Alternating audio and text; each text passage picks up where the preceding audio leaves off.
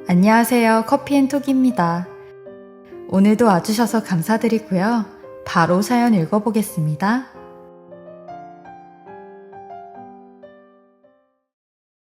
안녕하세요. 얼마 전에 겪었던 일을 다시 정리해 쓰려니 또 그때의 악몽이 떠오르는 것 같아서 망설여지네요. 그래도 이렇게 용기를 내 사연을 적게 된 건 저와 비슷한 분이 또 생기지 않을까 하는 마음에 용기를 내게 됐습니다.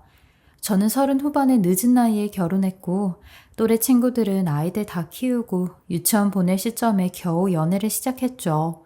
다 늦었다고 생각했지만 의외로 늦은 결혼이 주는 장점이 있더라고요. 그만큼 모아놓은 돈도 제법 있었고 소개받은 지금의 남편도 회사에서 부대표로 일할 정도로 인정도 받고 연봉도 높은 편이었기에 제가 꿈꿔왔었던 집과 안정적인 생활을 유지할 수 있었어요. 2살 차이의 남편도 자칫하면 이러다 혼자 살지도 모르겠다는 생각을 어머님은 계속 해왔던 탓에 저희에게 특별한 간섭 같은 건 하진 않더라고요. 그런 것들이 꽤 편안하게 느껴졌어요. 10년 전에 혼자 된 시어머니라고 하니 얼마나 남편에게 의지하면서 살았을까, 계속 자기 품에 안고 안 놓아주는 건 아닐까 걱정도 많이 했는데 의외로 시어머니를 처음 만난 자리에서 덤덤하게 제 앞에서 그러더라고요. 오해하지 말고 들어. 나는 안 보고도 살아도 그만이다. 네? 나는 둘만 행복하게 살면 된다는 생각이야. 세상 살기가 얼마나 퍽퍽한데 둘이서 싸울 일도 참 많을 거야. 평생 다르게 살아온 사람이 만난 거잖아. 제가 마음에 안 들어 하는 이야기인 줄 알았어요. 그럴 리가 있니? 대체 뭐가 부족해서 이 나이까지 혼자 있는지, 주변에서 문제 있는 건 아닌지 의심하더라. 그때마다 얼마나 소가리를 했던지. 그래도 널 보니 인연이란 건 있단 생각이 들어. 죽어도 여한이 없어. 저희 잘 살아볼게요. 괜히 모셔야 한다는 부담감이나 잘 챙겨야 한다는 생각 하지도 마. 난 여태 혼자 살아온 지 오래돼서 잘만 지내. 난 이제 아들 안 보고 살아도 돼. 진심이다. 어머니는 아들 결혼으로 인생 숙제를 다 마쳤다는 듯이 저희 둘만 잘 살라는 이야기를 신신당부하더라고요. 저도 내심 걱정했던 부분이 있었는데 먼저 어머니가 그 말을 꺼내주니 가려운 곳을 다 긁어주는 느낌마저 들었죠. 그래도 말이 그렇지. 친정엄마 말은 분명 외로움을 많이 느낄 시기라며 전화도 자주 하고 주말이면 자주 찾아가 인사하란 이야기를 하더라고요. 아무리 사람이 젊은 생각을 가져도 서운한 건 똑같다. 장가 가서 다행이라고 우리 둘만 잘 살려고 하던데. 말이 그렇지. 마음은 다르다니까. 그런가? 혼자 살면 대충 챙겨 먹고 말잖니. 그럴 때 네가 같이 밥 먹고 그래주면 얼마나 든든하고 좋겠어. 엄마의 말을 듣고 난 뒤로 신경 쓸 필요 없다는 어머니 말을 곧이곧대로 믿어서는 안 된다는 사실을 깨닫게 됐죠. 그래서 저는 남편 없는 날에도 어머니를 찾아뵙고 하며 더 돈독하고 좋은 관계를 쌓을 수 있게 됐습니다. 동네에 어머니 친구분들을 잠깐 스치기라도 하면 입이 닳도록 자랑하는 며느리 왔나 보네. 2사람 보기 너무 좋아. 감사합니다. 어머니 제 자랑하셨어요? 이렇게 시어머니 생각하는 며느리가 또 어디 있다고. 내 복이 말년에 이렇게 들었나 보다 싶어서 자랑했지. 아들만 있어서 서러웠는데 딸 생긴 것 같아 너무 좋아. 어머니 말을 들으니 저도 힘이 나더라고요. 그리고 그쯤 제가 임신을 하게 됐고 어머니와 주말마다 보던 것도 임신하고 육아를 거치며 자연스럽게 멀어지게 됐습니다. 그래도 어머니는 그런 저를 더 이해해 주시더라고요. 도리어 제가 연락을 해도 답이 없는 날이 더 많았어요. 부재중 전화가 5통쯤 이어져야 어머니에게 연락이 오더라고요. 아유, 어머니 정신없어서 연락도 못 드렸어요. 그나저나 무슨 일 있으셨던 건 아니죠? 계속 걱정했어요. 아, 나도 요즘 정신없이 바쁜 일이 있어서. 그러셨어요? 요즘 계속 못 뵌 것 같아서요. 너도 바쁠 때잖니. 친정엄마가 그래도 이럴 땐 편하지. 시어머니 들락날락하면 불편할 것 같아서 일부러 더 안 갔어. 나도 못 도와줘서 미안한데 무슨 다 이해한다. 밥 한 번 먹기도 쉽지 않네요. 이때 잠도 잘 못 자는 거 다 아는데 뭐. 애기 때문에 몇 시간만 깨고 다시 자고 그럴 텐데. 나도 다 겪은 일인데 잘 알지. 애 클 때까진 네 시간도 없을 거야. 내 걱정 말고 알아서 잘 챙겨 먹고 지내. 힘들면 연락하고.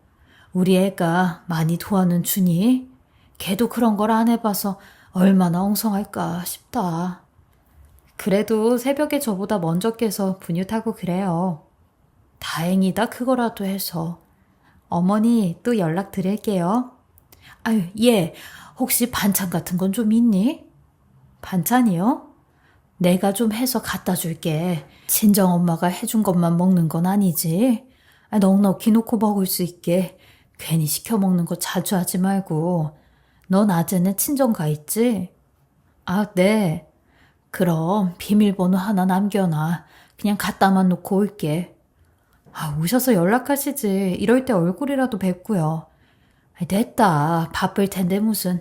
나도 바쁘다 얘.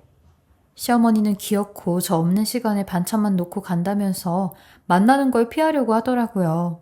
저는 잠깐이라도 뵙고 이야기하면 좋겠다는 생각이었는데 때마침 시어머니도 시간 맞추기가 힘들다고 해서 비밀번호를 알려드렸죠.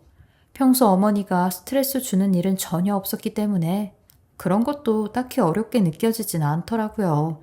그렇게 한 주마다 한 번씩 시어머니가 집을 다녀가는 일이 생겼고 시어머니가 정성스럽게 해주신 반찬을 감사히 먹게 됐죠. 하루는 어머니가 핸드폰을 한참 들여다보며 웃더라고요. 시아버지 생기는 거 어떨 것 같니? 어머, 어머니, 만나시는 분 있으세요? 축하드려요. 아휴, 어쩌다 보니 그렇게 됐다.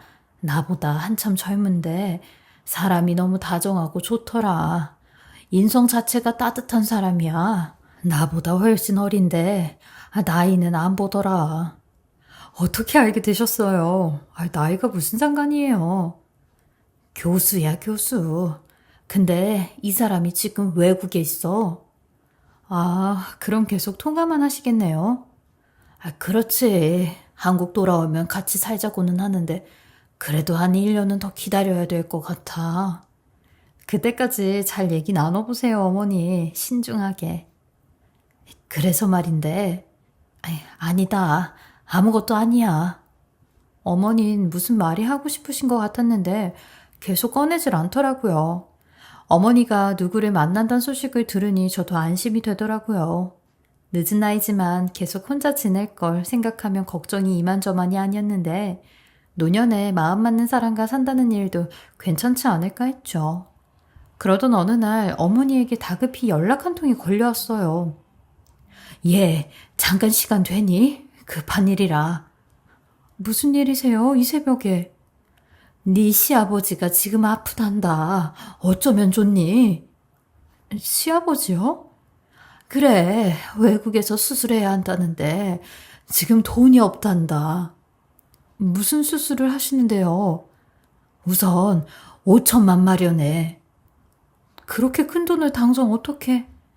아무도 없는 타지에서 얼마나 난처했으면 나한테 연락했겠니? 돌아오면 나하고 평생 살 사람이라니까. 너랑 나만 비밀로 하고 일단 되는 대로 붙여. 그 사람 계좌로.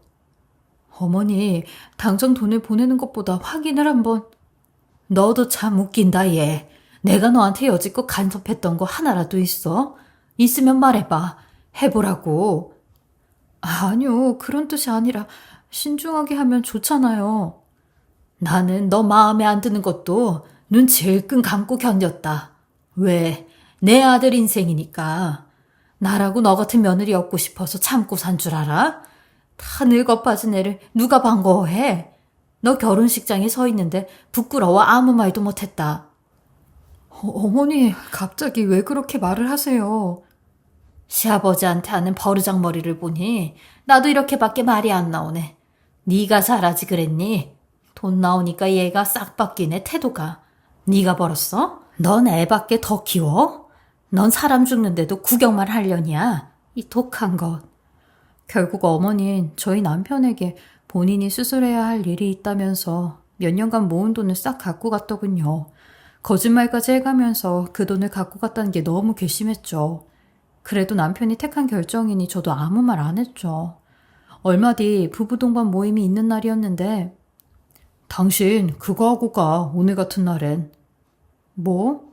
내가 결혼기념일 선물 내좀 팔지. 왜? 너무 허전해 보이지? 옷에 아무것도 없어서. 그 옷에 하나 하면 더 이쁘겠다. 이런 날 당당히 하고 가.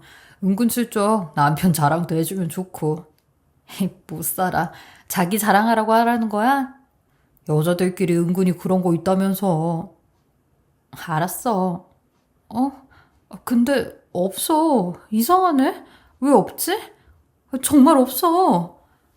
천천히 찾아봐. 다른 데 둔 거 아니야? 내가 그거 이 보석함에 분명히 넣어뒀는데. 잠깐만. 한두 개가 아니야. 왜 이렇게 텅 비었지? 반지도 없다. 그 순간 머리에 스친 건 시어머니였습니다. 이상하게 결혼하면서 받은 예물이나 비싼 보석만 쏙 빠졌더라고요. 남편 앞에선 말은 못했지만 비밀번호를 유일하게 알고 들어오는 사람은 오로지 시어머니 뿐이었으니 이 일을 그냥 넘기면 안 된다는 생각이 들었죠. 그리고 시어머니가 반찬을 가져다 주는 것도 때로 사서 담아준다는 사실도 전 눈치채고 있었습니다. 실수로 반찬 가게 스티커가 붙은 것이 딸려올 때가 있었거든요. 그래도 어머니의 귀여운 실수라고 생각하며 넘겼는데 나중에 서로 얼굴을 붉힐 일이 생기는 것보단 CCTV를 설치해서 확실한 증거를 잡고 저도 제 눈으로 보는 게 낫겠다는 생각이었죠. 괜히 또 시아버지 문제라면서 저희 모르게 다른 물건이나 돈에 손을 대고 있을 거란 느낌도 들더군요. 그렇게 한 주에 한 번씩 제가 없는 시간에 찾아오는 어머니의 모습을 보기 위해서 저는 남편도 모르게 소형 CCTV를 설치해뒀습니다. 차라리 제 의심으로 끝나기를 바랐죠. 살다 보면 너무 정확한 느낌이 들 때가 있는데 어머니에 대한 의심 같은 게 그랬지만 그런데도 제발 애꿎은 생각이기를 빗나갔으면 싶은 마음도 있었어요. 그리고 그날도 어머닌 나왔다가 냉장고에 반찬 넣어놓고 이만 간다. 아무렇지 않게 저에게 연락이 왔더군요. 어머니 벌써 가시게요? 아무도 없는 집에서 못하려고 있어.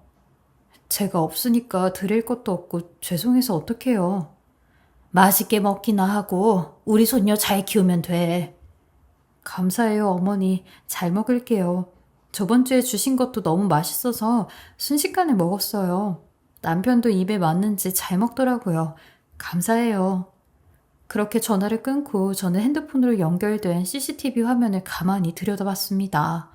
통화에서 나는 이야기와는 전혀 다르게 어머니는 짐을 풀고 자연스럽게 안방으로 가서 옷장이며 온갖 서랍을 뒤지더라고요. 그리고 목걸이나 반지, 귀중품들을 하나둘 살펴보는 걸 제 눈으로 보고야 말았습니다. 심지어 손녀 앞으로 된 통장까지 주머니에 챙겨가더군요.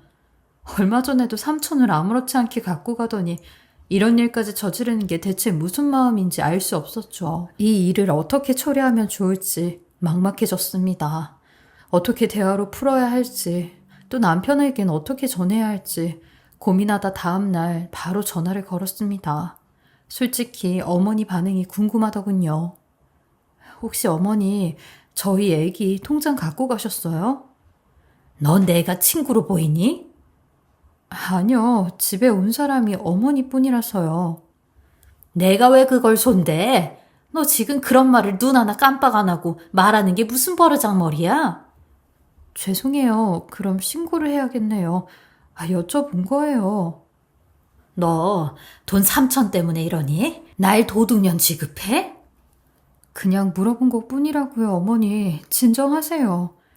그날 밤 저는 남편과 이 일을 상의하기로 결정을 내렸고 남편에겐 감쪽같이 본인이 아파서 필요하다고 가져간 돈이 고스란히 외국에 있는 시아버지란 이름도 모를 남자에게 갔다고 했고 이 사실을 안 남편은 놀라 흥분하더군요.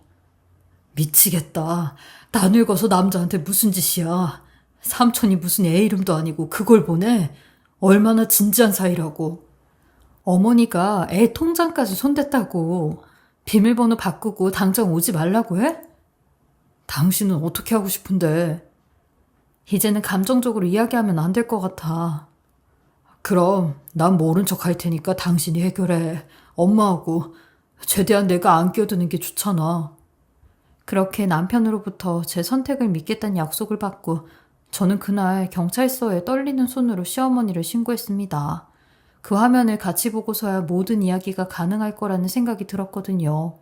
그리고 일주일쯤 지난 뒤 시어머니와 제가 경찰서에서 만나게 됐죠. 이렇게 불편한 자리에서 마주할 수밖에 없는 처지가 참 슬프기도 하고 기분이 묘하더군요. 씩씩거리는 시어머니는 갑자기 제 앞에서 떳떳한 태도로 어디론가 전화를 걸더라고요. 내가 참 늙어서 별짓을 다 당한다. 집에 사람 잘못 들어오면 한순간에 망한다더니 딱 내가 그 꼴이야 딱. 네 시아버지 지금 여기로 온단다. 너 같은 것들 싹 정리하고 우리 둘이서 잘 살 테니까 그렇게 하라. 인연 끊자고. 어머니, 좋게 말했으면 좋잖아요. 돈이 필요하셨어요? 그래, 집 마련할 돈이 필요했다. 집도 다 팔았어. 어머니 집을요? 왜요? 우리 애한테 말하면 아무 소리도 안 하고 주는 돈인데 너하고 말하면 기분만 잡쳐. 경찰 양반, 나 잡아가요. 나 도둑년 맞으니까. 내가 콩밥을 먹어야 만족할 것 같네. 인사조차 못한 시아버지와 살겠다고 남편이 마련해준 오피스텔까지 팔아치운 게 이해가 되질 않았습니다. 경찰서에서 버젓이 훔쳐가는 화면을 보고 난 후에도 어머니 태도는 변함없이 뻔뻔하기 그지없었습니다. 자리 비워드릴 테니까 좋게 두 분이 합의하세요. 경찰 양반, 나 잡아가라니까. 수갑 채워. 어머니, 한마디면 돼요. 인정만 하시면 된다고요. 나 없었음 내 아들하고 어떻게 결혼했어. 내 목이지. 이건 절도라고요.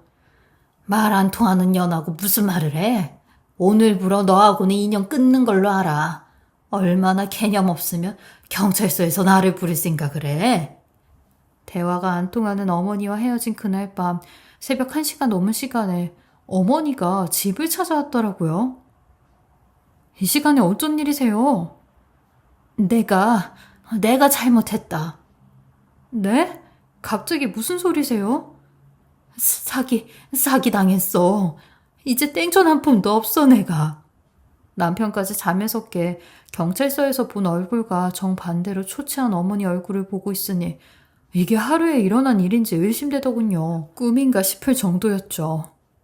안 본다고 그랬다면서 인연 끊겠다고 왜 왔어? 그 사람이 사기를 쳤어. 외국의 교수라는 남자? 응. 얼마나 당했는데? 수술비하고 집값 전부 다. 뭐라고? 그걸 다 줘버렸다고? 엄마 진짜 뭔 생각이야? 아니, 돌아오면 나랑 같이 산다고 그랬단 말이야. 미쳤어. 어떤 인간이 외국에서 교수까지 하는데 돈 없어서 수술을 못 받냐고. 엄마는 그걸 믿었어? 얼굴도 못 본 인간한테 무슨 돈을 보내냐고. 분명히 말했지. 애엄마도 신중하게 하자고. 이제 엄마 거지된 거야. 고작 남자한테 미쳐서 손녀 통장까지 훔치더니 난 모르겠다. 이 사람한테 면목 없어서 못 살겠어, 더는. 예, 너라도 제발 설득 좀 해주라. 응? 어머니, 낮에 제가 보던 그분 맞아요? 갑자기 이렇게 달라져서 오시니 저도 당황스럽네요. 내가 몰랐다. 나도 당한 거야. 네 말을 들을걸. 어머니, 오늘은 돌아가시고요. 저도 어머니가 한 말이 다 박혀서 앞으로 잘 지낼 마음이 전혀 없어요. 네가 시킨 일 다 할게. 마음 풀릴 때까지. 돌아가세요. 인연 끊겠다고 하신 분 어머니예요. 그 말 책임지셨으면 좋겠네요.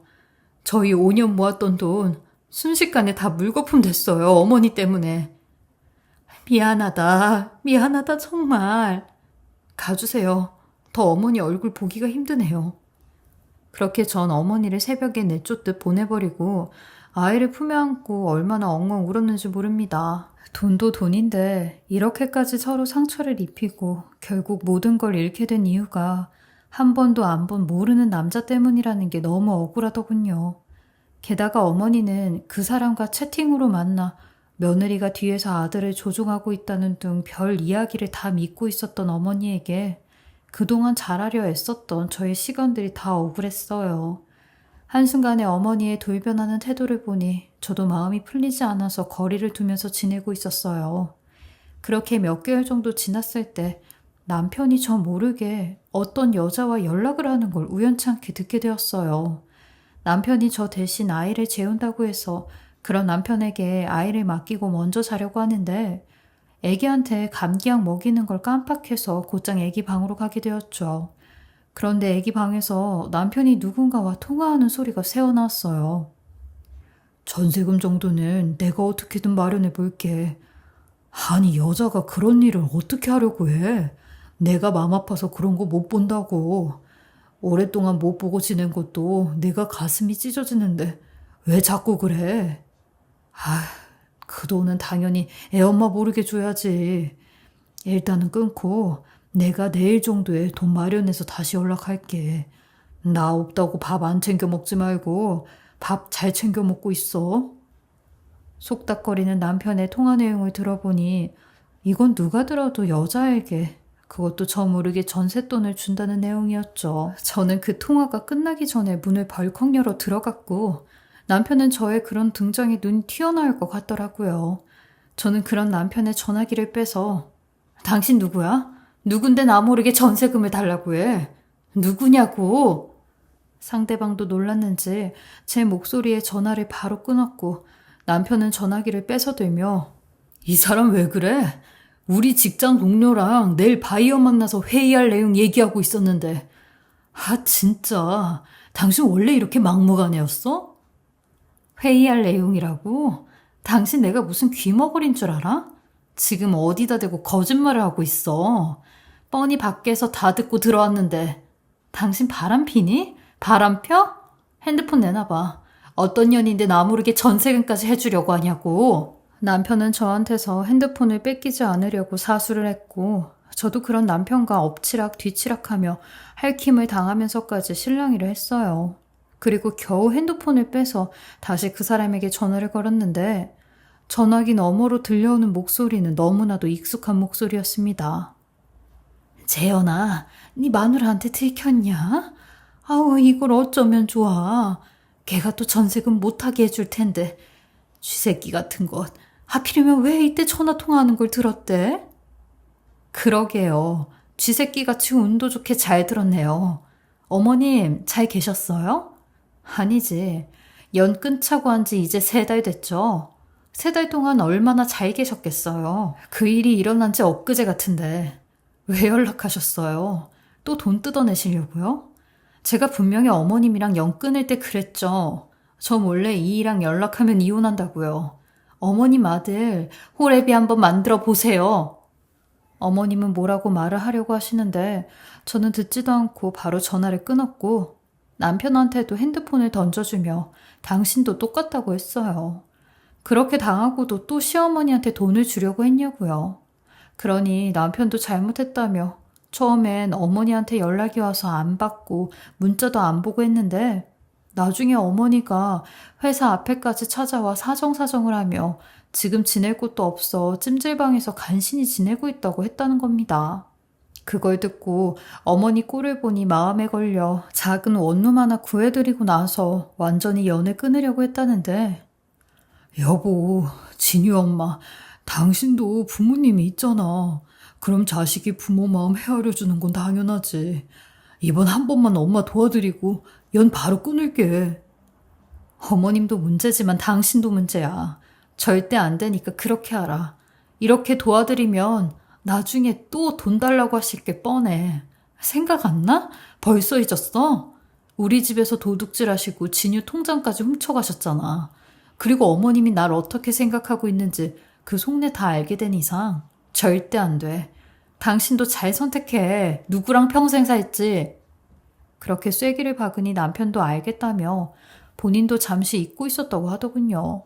생각보다 쉽게 제 말에 순응했고 본인도 처자식이 있으니 어머님과의 연락은 받지 않겠다고 했어요. 그런 남편의 말을 저는 순순히 믿었죠. 원래 결혼 생활하면서도 제 말이면 무조건 잘 들어야 된다며 말을 잘 듣는 남편이었거든요. 그런데도 문득 혹시나 남편이 뒤에서 딴짓을 하면 어쩌지 하는 생각에 남편의 월급 통장부터 생활비 관리까지 제가 맡기로 했고 남편 또한 절 걱정시키지 않겠다며 통장을 내놓았어요. 역시나 월급은 꼬박꼬박 잘 들어왔고 나가는 돈도 평상시와 똑같았어요.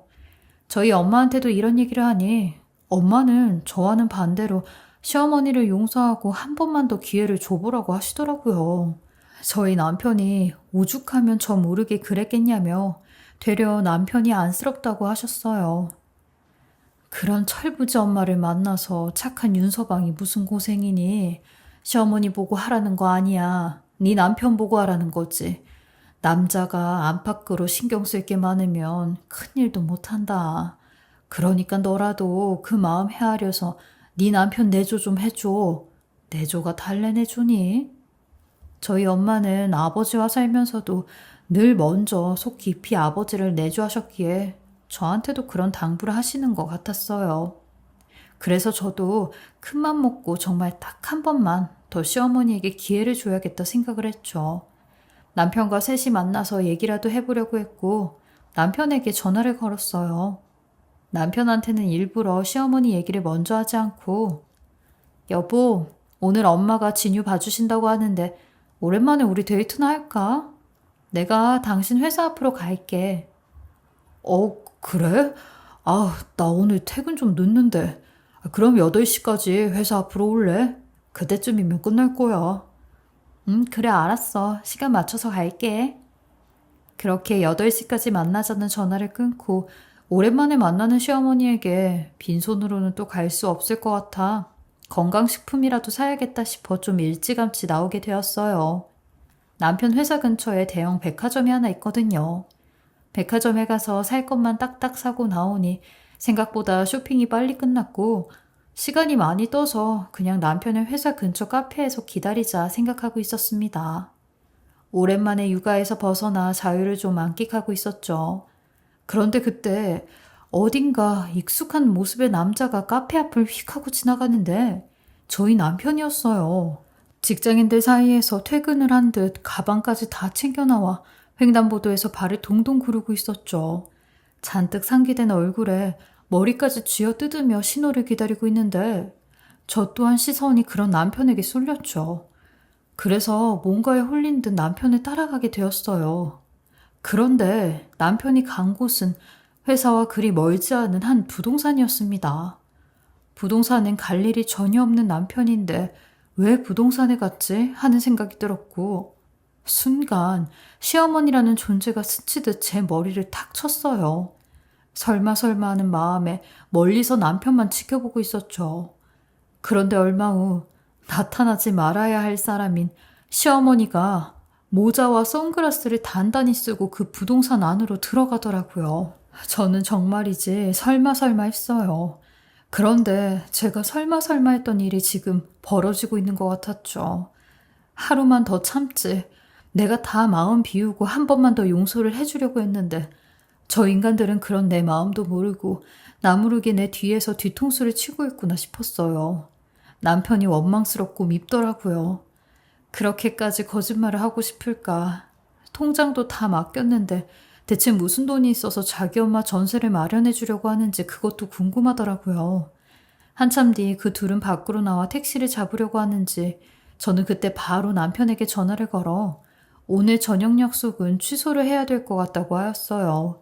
그러니 남편도 오늘 일이 많아 본인도 약속 취소를 하려고 했다네요. 그리고선 전화를 끊고 바로 택시를 타고 자기 엄마랑 어디론가 향했어요. 저는 그 둘이 사라지자마자 바로 부동산에 들어가 부동산 사장에게 이것저것 물어봐야겠다 생각을 했어요.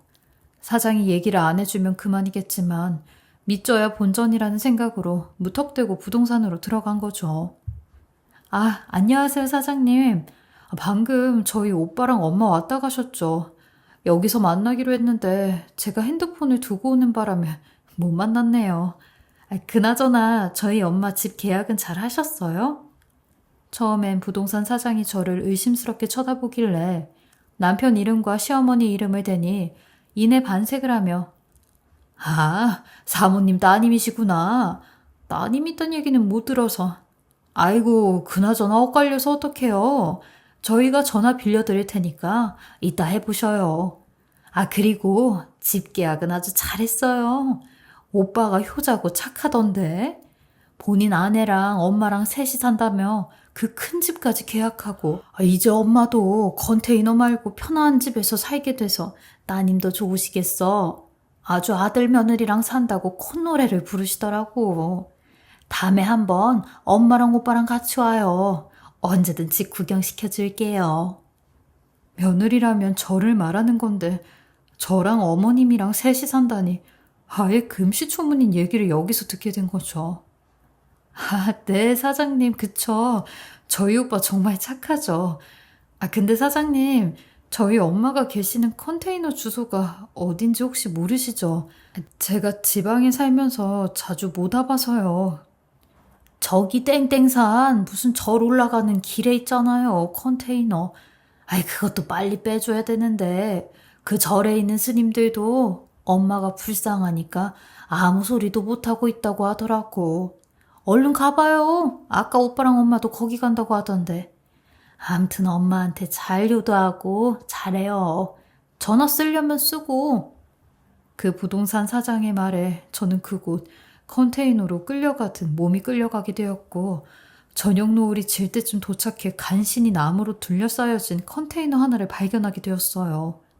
안에는 불이 켜져 있었고 컨테이너 밖엔 신발들이 놓여져 있는데 남편의 신발과 시어머니 신발로 보이는 운동화 그리고 여자 구두가 한 짝 놓여져 있었어요. 대체 저 안에 누가 있는 건지 그리고 뭘 하는 건지 맘 같아선 문짝을 부수어서라도 들어가고 싶었지만 저는 또 한 번 그들이 나오길 기다리고 있었고 숨죽여 컨테이너 뒤쪽으로 갔어요. 이미 해는 떨어져 어두캄캄해졌고 산속이라 그런지 어둠도 더 짙어 보이는 것 같았어요. 들릴 듯 말 듯한 대화 소리가 오고 갔는데 남편의 목소리와 시어머니의 목소리는 확실히 들렸고 어떤 여자의 목소리도 새어나왔어요. 무슨 대화를 하는지는 아무리 귀를 기울여봐도 들리지 않더군요. 그리고 한 40분 정도가 흘렀을까요? 문이 열리는 소리가 들리더니 어머님, 주무실 때 문 꼭 잠그고 주무시고요. 저희 내일 모레 또 올게요. 이제 여기서 주무시는 것도 정말 며칠 안 남으셨어요. 조금만 참으세요, 어머님. 그래, 그걸 못 참겠니? 나도 너를 며느리로 맞은 게 이제 진짜로 며칠 안 남았다. 나는 그게 더 좋아. 그리고 재현이 너도 이혼까지 끝까지 조심해야 돼. 집 계약할 때쯤에 한 번 더 연기해서 걔 똑똑히 잘 속이고 걔 입에서 이혼 얘기 나왔으면 이제 머지않은 거지. 아유, 알았어요, 엄마. 걱정하지 마. 지금까지 엄마랑 나랑 잘해왔잖아. 우리는 민영이가 차를 절에 대놔서 올라가서 차 가지고 갈게요. 엄마, 문 꼭 잠그고 주무셔요. 저는 이 모든 얘기를 듣곤 제 발밑에 있던 돌을 움켜쥐었어요. 지금 저 얘기가, 저들의 대화가 다 저와 이혼을 하기 위해서 작당을 하고 있다는 소리였으니까요. 저는 움켜진 돌을 컨테이너에 쿵 하고 던졌고 쿵 소리에 시어머니는 소스라치게 놀라며 소리를 질렀고 그 의문의 여자 또한 깍 소리를 냈어요. 그리곤 제가 컨테이너 뒤에서 나오는 걸 보곤 세 사람은 모두 경악을 금치 못했죠. 시어머니는 맨 처음에 저를 못 알아보고 귀신이라도 본 마냥 누구냐고 소리를 꽥꽥 질러대는데 저는 그런 시어머니 얘기를 돌격을 해 멱살을 잡으며 누구긴 누구야. 당신 며느리지. 왜 그래요? 진짜 귀신이라도 본 것처럼. 나 당신 며느리잖아. 그새 까먹으셨나? 니들이 대화한 거 다 들었으니까 바른 대로 말해. 나 지금 눈에 뵈는 거 없으니까 바른 대로 말하라고.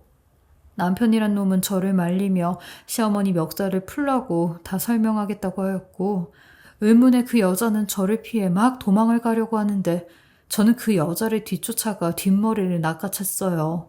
하이힐을 신고 뛰려니 저한테 꼼짝없이 잡힌 거였죠. 그 여자의 면상도 한참을 봤는데 처음 보는 사람이었어요. 전 그 여자에게 누구냐고 고래고래 소리를 쳤고 본인은 아무 잘못도 없다며 저희 남편놈과 시어머니가 시키는 대로 했다네요. 저는 이 모든 증거를 사진으로 남겨놓고 새 인간들을 무릎 꿇려 전부 다 토로하라고 했어요. 그렇게 듣게 된 진실은 정말 충격 그 이상이었습니다.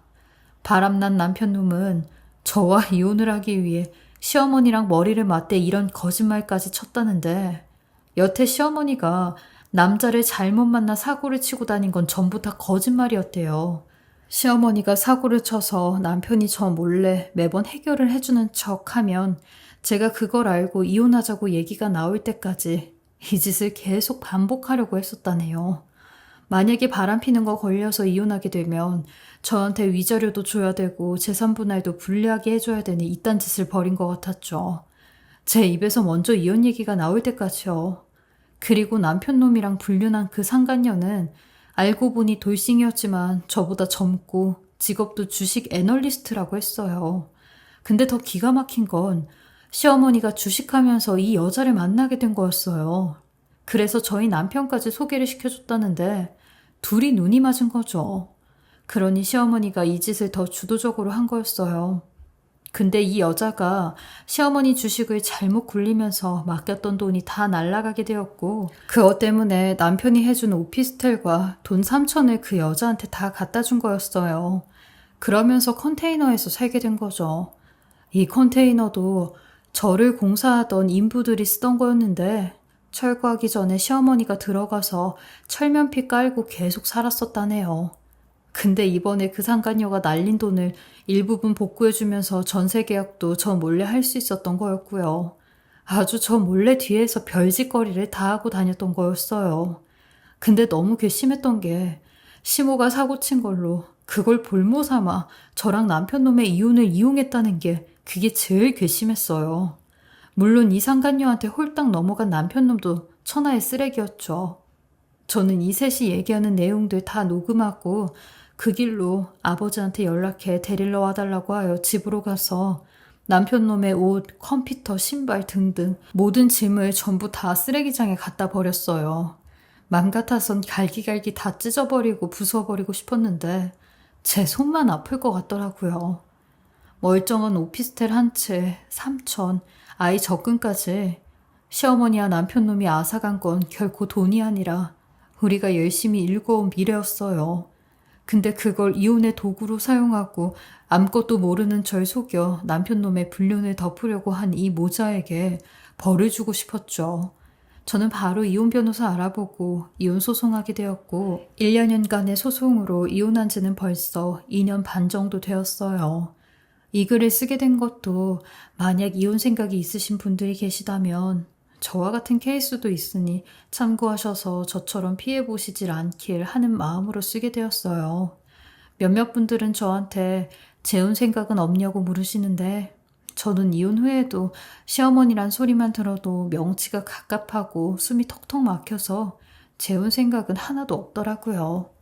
이제라도 누군가의 아내보다 저와 제 딸을 위해 하루하루 열심히 행복하게 살아가는 게 제 목표가 되었거든요.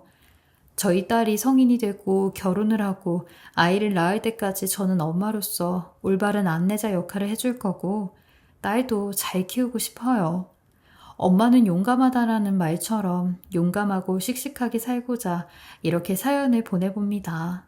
저의 긴 글 읽어주셔서 감사하고요. 늘 건강하세요. 지금까지 커피앤톡이었습니다. 오늘도 끝까지 함께 해주셔서 감사하고요. 저는 다음 영상으로 또 찾아뵙겠습니다.